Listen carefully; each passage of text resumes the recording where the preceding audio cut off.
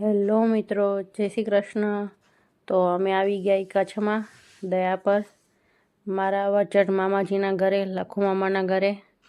ને અહીંયા અમે બધા યાણ કરી રહ્યા, કેમ કે આજ જમવાનું બનાવવાનું હોય નહીં, કેમ કે આજ સાંજનું જમવાનું મામા બનાવેરા. ખારી ભાત કચ્છની સ્પેશિયલ, ને એ પણ ચૂલામાં બનાવેલી.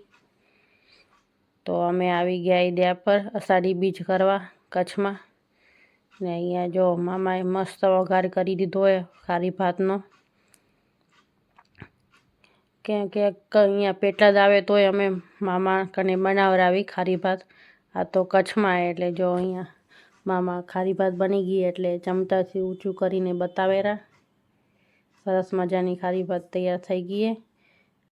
અમે કચ્છમાં આવતા હતા તો એ રસ્તામાં જ મામીનો ફોન આવી ગયો કે હા રાત્રે જમવાનું અહીંયા આપણા ઘરે રાખજો, આપણે ખારી ભાતનો પ્રોગ્રામ કરશું. ને અહીંયા મામાનો પુત્ર શિવ અહીંયા ધાણાથી સજાવટ કરી રહ્યો હોય ઉપર.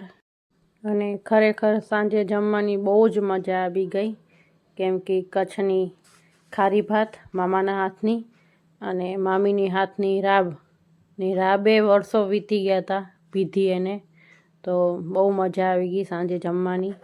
તો મિત્રો, આ તો આપણો મિની બ્લોગ, અને આપણો આ મોટો બ્લોગ આવશે અષાઢી બીજનો. તો એ જોવો હોય તો ચેનલને સબસ્ક્રાઈબ કરી દેજો, લાઈક કરજો અને શેર કરી દેજો.